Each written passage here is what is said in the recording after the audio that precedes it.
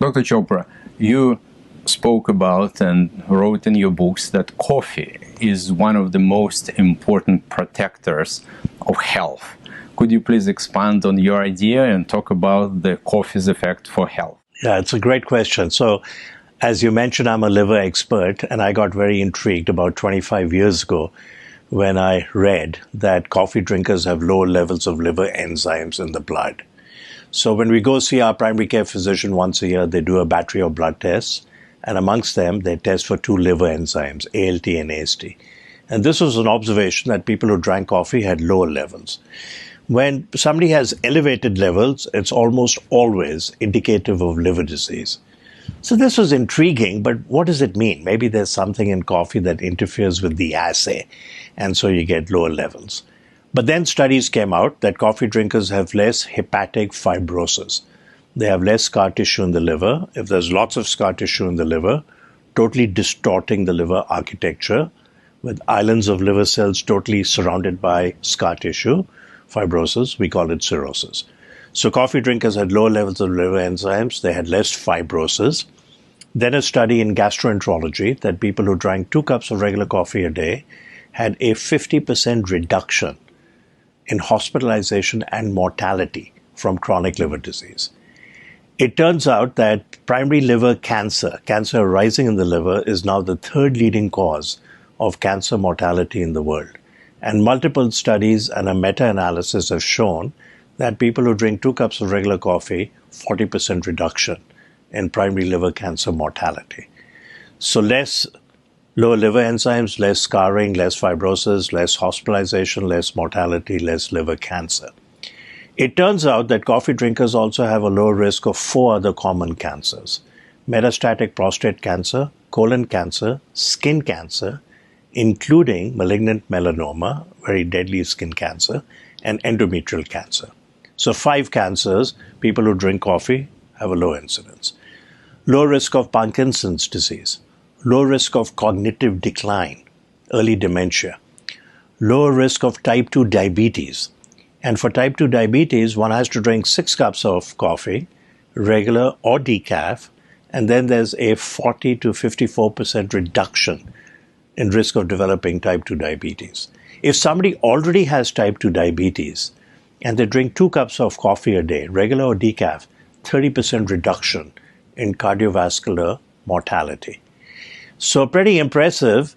There are mechanistic explanations. Coffee drinkers have lower levels of CRP, lower levels of TNF-alpha. Improves and reduces the inflammation. Yeah, and that may be the mechanism where it decreases many conditions, the risk of developing them, or even cancer, which we now know is linked with inflammation. C-reactive protein is a very sensitive indicator of inflammation. True, so true.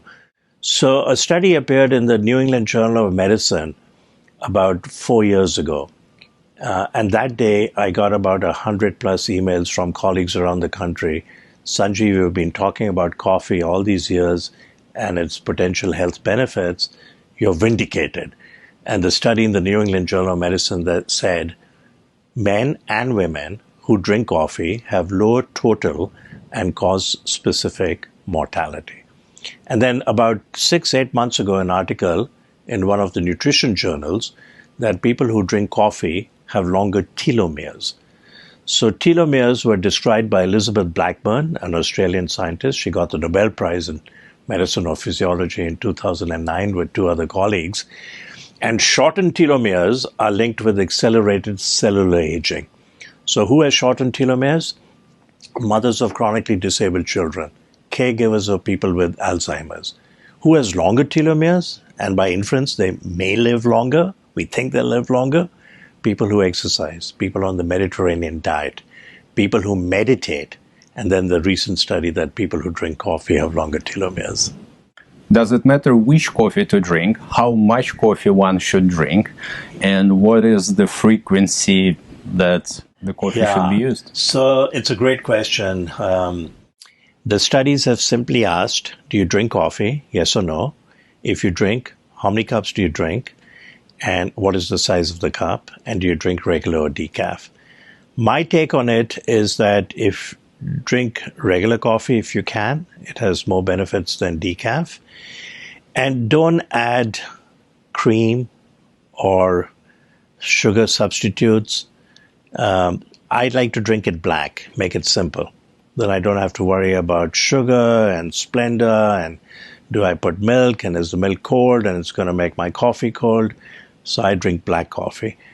If somebody wants to sweeten it, add sugar.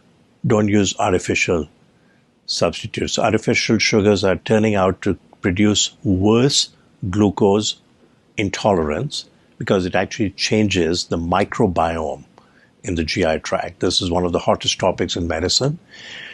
Microbiome, it's been called the second human genome, the inner bacterial rainforest. There are trillions of bacteria in our GI tract. In aggregate, they weigh 3 pounds. It's a newly discovered organ. So if you want to have a Coca-Cola, have a Coca-Cola. Maybe have 1/3, savor it, enjoy it, rather than have a Diet Coke, which has only 1 calorie, but actually has many injurious health effects.